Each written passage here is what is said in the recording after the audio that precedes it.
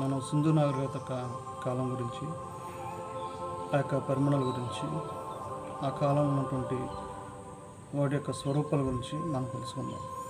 సింధు నాగరికత కాలం ప్రారంభం ఎప్పటి నుండి జరిగిందంటే, రేడియో ధార్మికత ప్రకారం పరిమాణం ప్రకారంగా సింధు నాగరికత క్రీస్తుపూర్వం 2300 నుండి క్రీస్తుపూర్వం 1750 వరకు అని పరిగణించడం జరిగింది.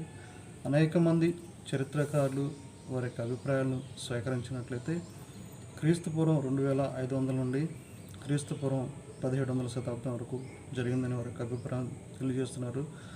అదేవిధంగా రోమిల తామర్ ప్రకారంగా మనం చూసినట్లయితే క్రీస్తుపూర్వం 3500 సంవత్సరం నుండి క్రీస్తుపూర్వం 1750 వరకు జరిగిందని వారి యొక్క అభిప్రాయాలను సేకరిస్తూ ఉన్నారు. కంచుతో ప్రారంభించబడింది.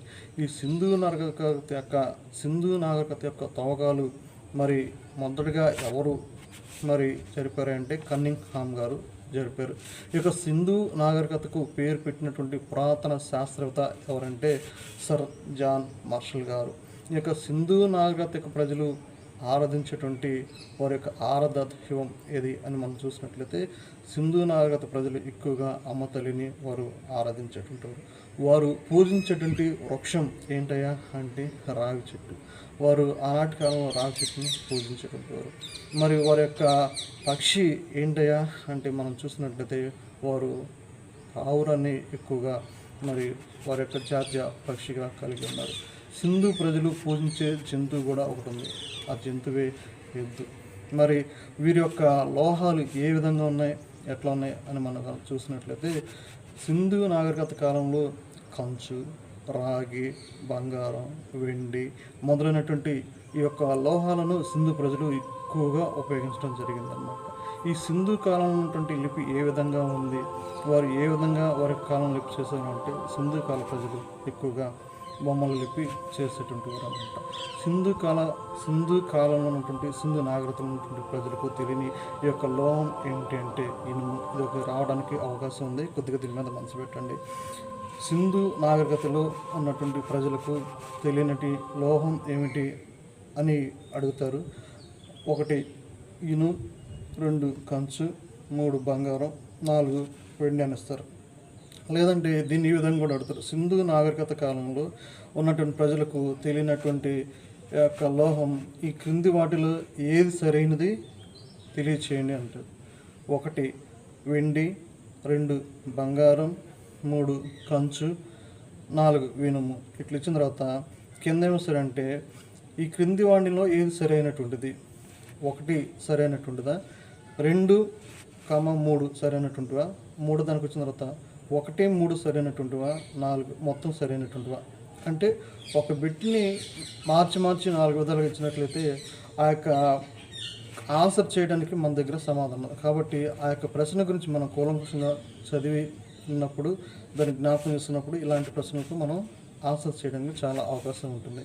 అందుకని సింధు ప్రజలకు తెలియనటువంటి లోహం ఏదయ్యా అని కనుక మనం చూసినట్లయితే ఇనుము వాళ్ళకి తెలియనటువంటిది.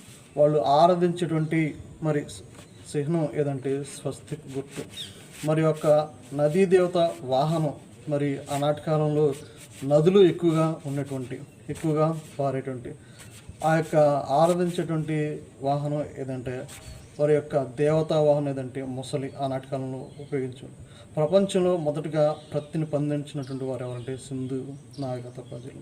ఈ యొక్క సింధు నాగరికత ప్రజలు ప్రపంచంలోనే మొట్టమొదటిగా పండించి దానిని యొక్క దేశానికి మరి వారు అందించినటువంటిగా మనం చూడగలుగుతున్నాం.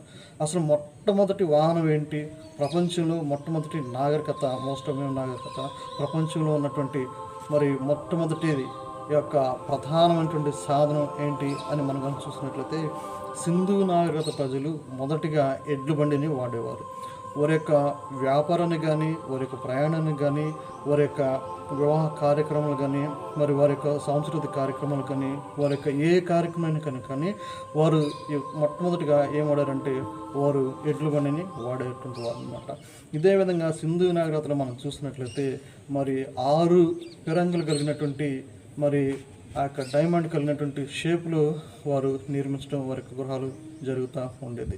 ఈ సింధు నాగరికత యొక్క ప్రజలు ఎక్కువగా కాల్చిన ఇటుకలను తయారు చేసేటుంటారు. ఈ కాల్చిన ఇటుకలు ఎందుకంటే ఆ యొక్క నివాసాలు చాలా దృఢంగా పటుతత్వంగా ఉండడానికి వారు కట్టేవారు. ఈ యొక్క ఇప్పుడు ఉన్నటువంటి జనరేషన్ మనం చూసినట్లయితే ఇది యొక్క పూర్వం నుండే సింధు నాగరికత కాలం నుండి డ్రైనేజ్ వ్యవస్థ అన్నటువంటి చాలా ప్రతిష్టంగా ఉంది. సింధు నాగరికత ప్రజలు అప్పుడు ఉన్నటువంటి వారి యొక్క డ్రైనేజీ వ్యవస్థను కింద భూగర్భంలోనే నిర్మించుకున్నటువంటి వారు. ఆ యొక్క భూగర్భం ద్వారా వారు ప్రయాణించి ఆ యొక్క వాటరు డస్టేజ్ మొత్తం కూడా కింద కాలువ ద్వారా పోయేది. వీళ్ళు ఎక్కువగా కాల్చినటువంటి ఇటుకలను ఉపయోగించేటువంటి వారు. ఈ విధంగా ఇంకా మనం చూసినట్లయితే సింధు నాగరికత యొక్క హిస్టరీ చాలా ఉంటుంది కాబట్టి మనం కూలంకుషంగా సింధు నాగరికత యుగం ఇప్పుడు స్టార్ట్ అయింది, దీనితో తవ్వకాలు జరిపినటువంటి వ్యక్తి, వారి యొక్క ప్రధాన దేవత ఏంది, వారు పూజించేటువంటి వృక్షం ఏంది, వారి యొక్క లిఫ్ ఏంటి, వారి లోహాలు ఏంటి, వారు ఆరాధించేటువంటి చిహ్నం ఏంటి, వారి యొక్క నదీ దేవత వాహనం ఏంటి, ఈ విధమైనటువంటి మనం తెలుసుకున్నాం. మరొక వీడియోలో సింధు నాగరికత గురించి మనం కొద్దిగా కూలంకుషంగా చర్చించుకుందాం. ఈ యొక్క వీడియో నచ్చితే మీకు లైక్ చేయండి, షేర్ చేయండి, మీ యొక్క ఫ్రెండ్స్ కూడా ఫార్వర్డ్ చేయండి. మరొకటి ఏంటంటే ఈ యొక్క వీడియోలో ఏదైనా మీ యొక్క సలహాలు కానీ సందేహాలు కానీ మీ యొక్క అమూల్యమైనటువంటి మరి యొక్క కరపత్రకమైనటువంటి విషయాలు ఏదైనా ఉన్నట్లయితే మీరు ఈ కింద ఉన్నటువంటి కామెంట్ బాక్స్లో మీ యొక్క అభిప్రాయాలను తెలియజేసినట్లయితే మీకు మెరుగైనటువంటి వీడియోలు మీ యొక్క సలహాలను మేము తీసుకొని మరి ఇంకా ఎక్కువగా మీకు స్పష్టంగా అర్థం కావడానికి నేను ప్రయత్నం చేస్తాను. Thank you.